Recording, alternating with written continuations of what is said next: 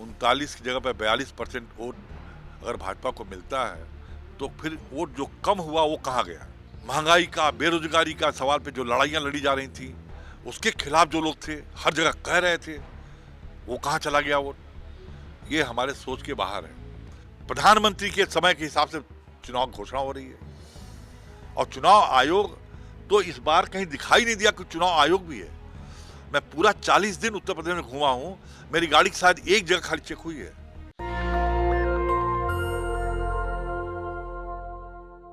मेरे साथ अरुण कुमार श्रीवास्तव हैं। इन्होंने लगभग 3 महीना यूपी में गुजारा है, लेकिन सबसे खास बात है कि इन्होंने समाजवादी आंदोलन को, समाजवादी राजनीति को और इस देश के आधा दर्जन प्रधानमंत्री को भी बहुत करीब से देखा है। राजनीतिक विश्लेषक भी हैं और लगातार किसान आंदोलन में भी जुड़े रहे हैं और यूपी में लगातार किसानों के साथ इनकी तालमेल रही है। 5 राज्यों के जो नतीजे आए हैं वो सबको पता है।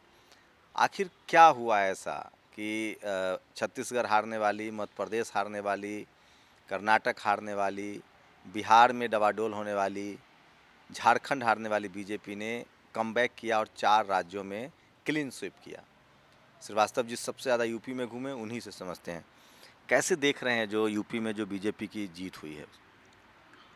अगर आप फर्स्ट हैंड हमसे पूछेंगे तो मुझे तो बहुत आश्चर्य हो रहा है इस रिजल्ट पे। मैं लगभग 40 दिन लगातार चुनाव में रहा हूँ, गांव-गांव में, शहर में भी, हर जगह। मुझे कम से कम इसकी उम्मीद बिल्कुल नहीं थी, लेकिन ऐसा रिजल्ट आया है। जिन जगहों पे लग रहा था कि 50,000 से हम चुनाव जीतेंगे, उन जगहों पर किसी तरह से लोग चुनाव जीत पाए हैं सपा के। मैं कोई सपा का समर्थक नहीं हूँ। हम लोग भाजपा हराने के अभियान में लगे थे। हमने 4 महीने से दिल्ली में 2-3 कॉन्फ्रेंस किया, संविधान बचाओ देश बचाओ अभियान के तहत, और उसी के तहत हम लोग पूरे उत्तर प्रदेश में भाजपा हराने के लिए लगे हुए थे। उसमें 2-4 जगह हम कांग्रेस के लिए भी गए और बाकी सब जगह लगभग सपा के लिए ही गए। सपा में जो माहौल था, उससे सब लग रहा था कि बिल्कुल सरकार ये पलटने वाली है। लेकिन रिजल्ट देखने के बाद खुद मन स्थिति जो है पिछले दरवाजे पे चली गई है कि आखिर क्या कारण था कि इस तरह से आज भी वोटों में कोई फर्क नहीं आया। 39 की जगह पर 42% वोट अगर भाजपा को मिलता है तो फिर वोट जो कम हुआ वो कहाँ गया? पिछले चुनाव में जाटों ने वोट दिया, पिछले चुनाव में राजभर ने दिया, पिछले चुनाव में महान दल के लोगों ने वोट दिया और ये सब उनसे अलग हुए। इसके बाद किसान आंदोलन जो हुआ, उसका इतना बड़ा रिएक्शन हो रहा था किसानों के बीच में जैसा कोई सामने। वोट कहाँ चला गया? फिर महंगाई का, बेरोजगारी का सवाल पे जो लड़ाइयां लड़ी जा रही थी, उसके खिलाफ जो लोग थे, हर जगह कह रहे थे, वो कहाँ चला गया वोट? ये हमारे सोच के बाहर है। क्या लेकिन लग रहा है, कोको ले गया? देखिए, इस मौके पे ये कहना कि ईवीएम का मामला अभी भी मैं तो पूरी तरह से सहमत हूँ कि ईवीएम में घोटाला होता है, हुआ है। लेकिन चुनाव के तुरंत हारने के बाद ये कहना मुझे फिलहाल अभी ठीक नहीं लग रहा है। लेकिन ईवीएम के घोटाले से इनकार नहीं किया जा सकता है। हाँ, हम अपनी कमी को जरूर देखेंगे। जिसके लिए हम लोग दौड़ रहे थे, अखिलेश यादव को मुख्यमंत्री बना रहे थे, अखिलेश यादव जी 4.5 साल तक कुछ नहीं कर रहे थे। 4.5 साल घर में बैठे रहे, न पार्टी का संगठन बना रहे थे और न किसी आंदोलन में वो खुल करके हिस्सा ले रहे थे। पूरी पार्टी चुपचाप बैठी हुई थी पार्टी दफ्तर में। मैं खुद गया हूँ पार्टी दफ्तर में, कैंडिडेट की लिस्ट लेने के लिए समाजवादी पार्टी दफ्तर में जब गया तो किसी के पास लिस्ट तक नहीं थी। हमने तमाम बातें उनके पार्टी के वरिष्ठ नेताओं से कही और हमने कहा कि हम लोग मिलना चाहते हैं। किसी की हिम्मत नहीं थी कि वो अखिलेश यादव से बात भी कर सके और कुछ कह सके। टिकटों के मामले में भी तमाम जगह पर टिकट ऐसे दिए गए जिनका कोई मतलब नहीं था। मतलब भाजपा कल छोड़ के आज सपा में आ जा रहे हैं। एक तो सभी नेताओं ने और सभी पार्टियों ने आम जनता को नेताओं से जो बरगलाया है, अब ये कैसे संभव है कि कल कोई बहुजन समाज पार्टी में था, आज भाजपा में आ गया, कल भाजपा में था, आज सपा में चला गया। ऐसे कम से कम 150 सीटें हैं जहां जो लोग चुनाव लड़े हैं वो पिछली बार दूसरी ऐसी पार्टियों में थे जो उस पार्टी की नीतियों के एकदम खिलाफ था। क्या आम आदमी से भी आप लोगों ने बात की थी? क्या मुद्दा था चुनाव में? नहीं, मुद्दा चुनाव में साफ साफ था कि किसानों के साथ जो केंद्र सरकार का बर्ताव था, एक तो वो गुस्सा था। फिर योगी ने उत्तर प्रदेश में जितने एक्शन में आए लोग, उन सब के खिलाफ जिस तरह का बकवास हमेशा भाषणों में अपने करते थे, उससे लगता था कि मतलब यह लोकतंत्र के लिए ठीक नहीं है। उसका गुस्सा था। बेरोजगारी के सवाल पे लड़कों को मारा गया। तमाम लड़के अखिलेश की सभाओं में एकदम नौजवान लड़के ऐसे नारे लगाते थे जैसे लगता कि पूरा नौजवान इनके साथ जुड़ गया है। महंगाई के सवाल पे भी तमाम लोग परेशान दिखाई देते थे, गांव-गांव में हर जगह। हाँ, जरूर उनके पक्ष में जो माहौल था, जो राशन दिया गया, और कोई हो या ना हो, महिलाओं को सूट कर रहा था कि राशन हमको मिला है, हम उनको वोट देंगे। तमाम मुद्दों के बाद सवर्ण समाज की पूरी गोलबंदी देखी गई। इससे ज़्यादा पहले बहुत कम प्रतिशत था, अभी CSDS का आंकड़ा आया है। ब्राह्मण्स, ठाकुर, कायस्थ, सबसे मतलब पूरी गोलबंदी हुई है सवर्ण समाज की बीजेपी के साथ। अखिलेश ने 80 टिकट दिए, मायावती जी ने 100 के करीब टिकट दिए, और वहीं बीजेपी ने मुसलमानों का टिकट काट के अति पिछड़ों को और पिछड़ों को दिया। ये खेल ये दोनों लोग नहीं समझ पाए। देखिए, ऐसा है जो मैं चूँकि खुद कायस्थ हूँ, मैं बता सकता हूँ कि पिछले 20 वर्षों से मैं देख रहा हूँ कि भारतीय जनता पार्टी को एक मुश्त कायस्थ वोट देता है। इस चुनाव में भी केवल 3 लोगों को टिकट दिया है, केवल 3, जबकि कम से कम 15 शहर ऐसे हैं जहाँ कायस्थों का 50,000 से ज़्यादा वोट है, वहाँ नहीं वोट देते हैं। फिर भी कायस्थ जो है उन्हीं को वोट देता है। यह वह कायस्थ है जो शेरवानी पहनता है शादियों में अपने, यह वो कायस्थ है जो उर्दू जानता था, ये वो कायस्थ है जो अंग्रेजी जानता था, उसका हिंदुत्व से कुछ लेना देना नहीं था। लोहिया जयप्रकाश जैसे नेता हुए। और जयप्रकाश जी नेता, उसकी बात छोड़िए, मतलब हम कायस्थों का जो मुगलों के राज से लेकर के अंग्रेजों के राज्य में बिल्कुल उनके साथ चला है और उसका हिंदुत्व से कुछ भी लेना देना नहीं है। फिर भी पिछले 20 वर्षों से एक तरफा वोट कायस्थ देता है। ठाकुर भी इस चुनाव में 90% वोट दिया है, इसलिए कि उनको एक ठाकुर बहुत दिनों बाद एक मुख्यमंत्री मिला था। ब्राह्मणों के बारे में कहा जा रहा था कि ब्राह्मण उनसे नाराज है, लेकिन वोट का जो परसेंटेज है उसको देखने से नहीं लग रहा है कि कहीं भी जहाँ कहीं ब्राह्मण कैंडिडेट रहा होगा सपा का, वहाँ 20% भी वोट मिल गया है, बहुत बड़ी बात है। तो इनकी गोलबंदी तो आज से नहीं, जब मंडल कमीशन लगा तब से है। इनको लगता है कि हमारी नौकरी इन पिछड़ों को दी जा रही है, इसलिए।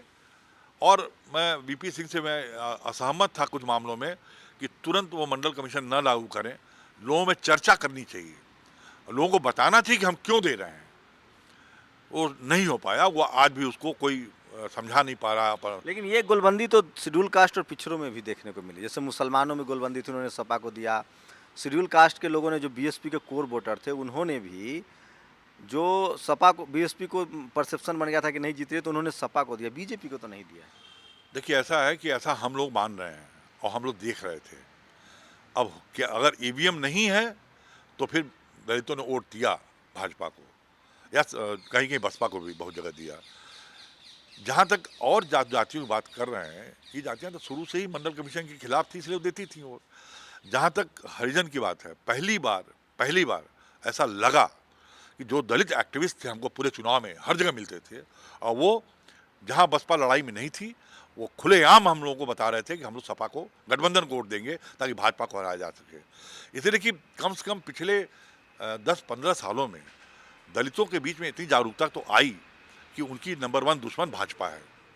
मनुवादी प्रवृत्ति के लोग हैं और वो अच्छी तरह समझते हैं, जो एक्टिविस्ट हैं। वोटर समझता है नहीं समझता मैं नहीं जानता, लेकिन जो एक्टिविस्ट हैं वो तो बिल्कुल समझते हैं। पिछड़ों का भी तो वोट एड ऑन हुआ अखिलेश जी के साथ, चाहे वो राजभर हो, मौर्या हो, पटेल हो। मैं जितने भी चुनाव सभाओं में गया हूँ उस ईस्टर्न यूपी में, यादवों से ज्यादा एग्रेसिव राजभर थे। जहां जहां उनका वोट था, जहां जहां सभाएं होती थी, वो राजभर अपना झंडा लेकर के वहां पे आए। तो जिन जिन जिलों में उनका वोट था, उनका वोट मिला भी, मैं नहीं मना कर रहा हूं, नहीं मिला, बिल्कुल मिला है। और ये सब इसीलिए तो मुझे आश्चर्य हो रहा है वोट पर। लेकिन जो 2 फेजों में जिस तरह से EVM लास्ट फेज की आप बात देखें, जहां सपा ने सबसे अच्छा किया, आजमगढ़ में सारी सीटें जीत गई, माफी चाहिए, गाजीपुर में, आजमगढ़ में भी, गाजीपुर में भी सारी सीटें जीत रही हैं, क्लीन स्वीप है। ये लास्ट फेज का चुनाव है जहां सबसे ज़्यादा हंगामा भी हुआ। क्या लगता है ये 7 फेज 6 फेज, पहले लोकसभा चुनाव आप तो बहुत करीब से देखते हैं, पहले लोकसभा चुनाव भी 5 दिन में हो जाता था, 2 दिन में काउंटिंग। ये यूपी एक राज्य में 7-7 फेज में चुनाव कराना, 10 फरवरी को पहली वोटिंग, 10 मार्च को काउंटिंग, लगता नहीं है ये 1 महीने का इतना टाइम ऑफ ड्यूरेशन ये तो इतना जब रखना? जब चुनाव आयोग ने घोषणा किया था तभी सवाल उठाए गए थे कि आखिर ऐसी क्या बात है 7 फेज में क्यों हो चुनाव। लेकिन इसका कोई सेटिस्फैक्टरी जवाब इलेक्शन कमीशन नहीं दे रहा है और चुनाव आयोग को भी हम लोग पूरे तौर पे शंका की निगाह से ही देखते हैं कि उनके जितने भी एक्शन होते हैं वो सब उनके पक्ष में होते हैं। जब वो खाली हैं तब चुनाव होगा, नहीं खाली है प्रधानमंत्री चुनाव नहीं होगा। ये भी हुआ ना, मतलब जो घोषणा की गई वो कैसे की गई, प्रधानमंत्री के समय के हिसाब से चुनाव घोषणा हो रही है और चुनाव आयोग तो इस बार कहीं दिखाई नहीं दिया कि चुनाव आयोग भी है। मैं पूरा 40 दिन उत्तर प्रदेश में घूमा हूं, मेरी गाड़ी शायद एक जगह खाली चेक हुई है, कहीं एक दिन भी कहीं चेक नहीं हुआ, वो भी मेरे ख्याल से गाजीपुर जिले में हुई चेक, कहीं हुआ ही नहीं। पूरे पश्चिमी उत्तर प्रदेश में कहीं कोई पुलिस वाला दिखाई नहीं देता सड़क पे। जिस तरह से पैसे खर्च हो रहे थे, इतने पैसे खर्च होने के बाद आप किस चुनाव की उम्मीद कर रहे हैं भाई? क्या लग रहा है आपको श्रीवास्तव जी की सवर्ण वर्सेस गैर सवर्ण वाला जो सेंटीमेंट है वो बढ़ रहा है? अब लोग और जैसे जैसे शोषित वंचित समाज के लोग पढ़ लिख रहे हैं, वो पॉलिटिकल एक्टिव भी हो रहे हैं, चुनाव हार जीत अपनी जगह। ग्राउंड देखिए, पर अगर अगर ऐसा हो ही रहा है तो सवर्ण कितने परसेंट हैं? 17% है ना, पूरे देश में 17% है सवर्ण बस, लेकिन और सिस्टम 83% तो ये लोग हैं ना, मतलब सिस्टम पर उनका कब्जा है, वो चाहे तो चीज़ों को मैनिपुलेट कर, सिस्टम, जुडिशियरी, मीडिया में झुंड है। देखिए मीडिया मैनेजमेंट जिस तरह से होता है। देखिए, मैं ये मान ले रहा हूँ कि इस सिस्टम की वजह से जो मीडिया है वह ज़्यादा प्रभावित हुई नहीं, है। ब्यूरोक्रेसी, चाहे चपरासी से लेकर चीफ मिनिस्टर तक सवर्ण समाज की बहुलता है। तो है, इसमें क्या दो राय हो सकती है, और उनका जितना बस करेगा वो अपने बस में करेंगे। तो लगता तो नहीं है हमें कि सिस्टम जो नहीं, नहीं, इन राजनीतिक दलों को भी चाहिए ना कि उन लोगों को भी इकट्ठा कर गोलबंद करना चाहिए ना। केवल उत्तर प्रदेश में अगर जात की ही राजनीति मान लिया जाए, और मैं मानता हूं कि जाति राजनीति से अलग नहीं है और गोलबंद होते ही हैं लोग, जब पढ़ा लिखा समाज सवर्ण भी इकट्ठा हो सकता है तो पिछड़े क्यों नहीं इकट्ठे हो सकते? नहीं, वो पिछड़े नहीं हो रहे। मैं वोट परसेंटेज देख रहा हूँ, ओबीसी के लोगों ने बीजेपी को वोट किया है, तो शेड्यूल कास्ट के लोगों ने भी किया है, लोग तो कह रहे हैं कि मुसलमानों ने भी किया जैसे है, हमें आज लेकिन सवर्णों ने नहीं किया है। गैर हम ही जो देख रहे थे, आज लिस्ट देख रहे थे कि अति पिछड़े समाज के लोगों को अखिलेश यादव ने कम सीट दिया। अगर उनको ज़्यादा सीट मिलती तो शायद रिजल्ट कुछ और हो सकता था। वो सवर्णों को ज़्यादा टिकट देना, जैसे बीजेपी बिना मुसलमान को टिकट नहीं देती है, जबकि 20% मुसलमान है। क्या ये संभव लग रहा है आपको कि आने वाले समय में कोई सवर्ण को टिकट ही न दे, मायावती, अखिलेश या तेजस्वी जैसे लोग? फायदेमंद रहेगा या नुकसान? देखिए, ऐसा है कि मायावती ने तो इस देश की राजनीति के समीकरण को सब गड़बड़ सड़बड़ कर रखा है। जो ब्राह्मण समाज सबसे बड़ा दुश्मन है इस देश के दलितों का या पिछड़ों का, उसी ब्राह्मण के साथ मिल करके पिछले चुनाव लड़ती थी और तभी कुछ जीतती भी थी। तो उनको तो ये समझ में आ रहा था ना कि ब्राह्मण और दलित मिल जाए तो बाकी मुसलमान हमको वोट दे देगा। तो वो चुनाव जीत रही थी, सामाजिक समीकरण नहीं ठीक कर रही थी, केवल अपने मुख्यमंत्री बनने के लिए वो कुछ कर रही थी। उसी तरह से अखिलेश यादव जी ने भी इस चुनाव में जो टिकट का बंटवारा किया, बहुत जगह टिकटों का गड़बड़ हुआ। पहली चीज़ तो यह है कि जब आप टिकट बेचेंगे, मैं नहीं कह रहा हूँ कि अखिलेश यादव ने कोई सीट बेचा है, बाकी जितने भी समझौते में लोग आए सब ने टिकट बेचा है। कैसी जनता वोट दे देगी बता दीजिए आप? कि कोई आदमी कल भाजपा में था, तो पार्टी चलाने के लिए फंड, जो भी गैर सवर्ण, मैं कह रहा हूँ कि इस चुनाव में कॉर्पोरेट नहीं दे। बीजेपी के पास 5,000 करोड़ है, बाकी जो हम कह रहे हैं कि पैसे की जरूरत ही क्या है? जब किसी कैंडिडेट को पैसा ही नहीं देना है तो फिर क्या जरूरत है? हेलीकॉप्टर है, चुनाव का खर्चा है, हेलीकॉप्टर में कितना पैसा लगता है, कितना पैसा लगता है? लबुल हुआ आपको ग्राउंड पर दिख रहा था कि बीजेपी हार रही है? बिल्कुल हार रही है थी, मतलब मैं इतना दावे के साथ मैं भी 10 जगह कह रहा था कि बिल्कुल बीजेपी हार रही है। तो कोई चमत्कार हुआ है बीजेपी के लिए? अब जरूर हुआ है। अब मैं आज की तारीख में नहीं कह सकता कि क्या चमत्कार है, लेकिन चमत्कार हुआ है जरूर। चमत्कार ही, बिना चमत्कार के इतने वोट से 2-2 लाख वोट से लोग जीत रहे हैं। जिस एमएलए का कोई ठिकाना नहीं है, कोई आदमी पसंद नहीं करता है। हमारे साहिबाबाद में सुनील शर्मा 2 लाख वोट से ज्यादा जीते हैं। मैं पक्का दावा कर सकता हूं कि उस आदमी को कोई पसंद ही नहीं करता है। कोई मिरेकल है जो चुनाव जिता रहा है, वो मिरेकल क्या है आप लोग बताइए, आपकी प्रतिक्रिया बहुत जरूरी है। कैमरा पर्सन आशीष के साथ शंभू कुमार सिंह, नेशनल दस्तक, दिल्ली। नेशनल दस्तक की आपसे गुजारिश है कि अगर इसको बचाना चाहते हैं तो नेशनल दस्तक को सब्सक्राइब करने के लिए रेड कलर के सब्सक्राइब बटन को दबाएं, फिर बेल आइकन की घंटी दबाएं। नेशनल दस्तक को बचाने के लिए बहुत ज़रूरी है कि हर खबर को शेयर करें, लाइक करें, कमेंट जरूर करें।